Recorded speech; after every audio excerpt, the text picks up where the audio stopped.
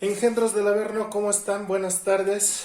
Hoy vamos a aprender a interpretar lo que es la derivada.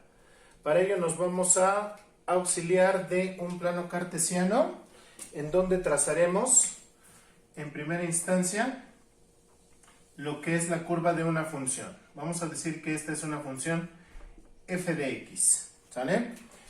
Entonces, la definición de derivada nos dice que la derivada de una función en un punto determinado es igual a la pendiente de la recta tangente a la función en dicho punto.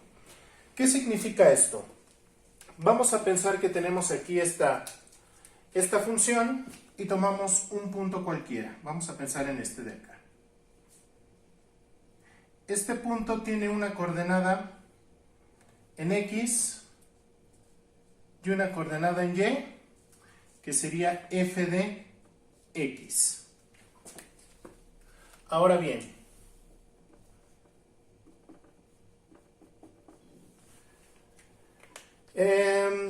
consideremos ahora otro punto cualquiera sobre el eje de las x, de modo que le estemos dando un incremento. Por decir algo, este punto de acá. Este punto o este incremento le voy a llamar delta x. Entonces, esta coordenada que tengo acá será x más delta x. Ahora, si yo proyecto sobre lo que es la función, voy a obtener un segundo punto y a su vez habrá una proyección sobre el eje de las y o el eje f de x. Entonces, acá tendremos f de x más delta x.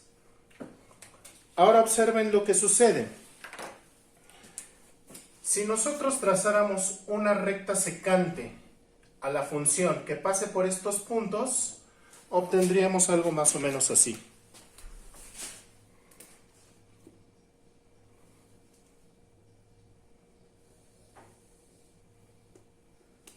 Esta es una recta secante. Recuerden ustedes que una secante a una recta la corta en dos puntos.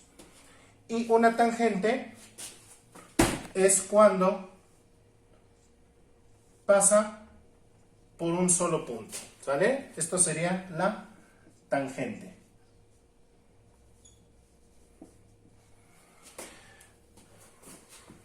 Ahora fíjense, si nosotros hacemos unas proyecciones paralelas a los ejes, aquí se nos forma un triángulo rectángulo, donde este cateto es delta x y este cateto que tenemos acá sería delta y. Y esta delta y, ¿cómo la obtenemos? Como la diferencia entre esta coordenada y esta. A esta distancia le restamos esta de acá y nos queda esta distancia. Entonces esto será igual a f de x más delta x menos f de x. Ahora bien, si nosotros quisiéramos conocer este ángulo, o quisiéramos conocer más bien la pendiente de esta recta, tendríamos que sacar la función tangente. Esta función tangente está definida como el cateto puesto entre el cateto adyacente. Es decir, para este ángulo el cateto opuesto es delta y el cateto adyacente es este de acá, denotado por delta x.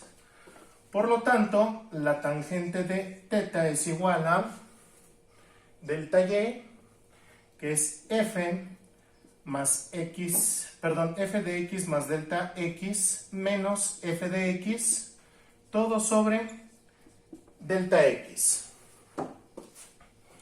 Ahora, ¿qué sucede si este delta x lo voy haciendo más pequeño? Pensemos, por ejemplo, que lo reducimos aquí a la mitad. Esta este segmento sería delta X y acá tendríamos el segundo punto sobre la curva. Entonces, ¿qué sucedería?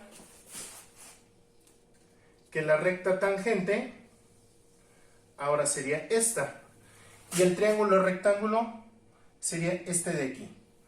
Conforme nosotros vamos reduciendo delta X, el triángulo se va a ir haciendo cada vez más pequeño.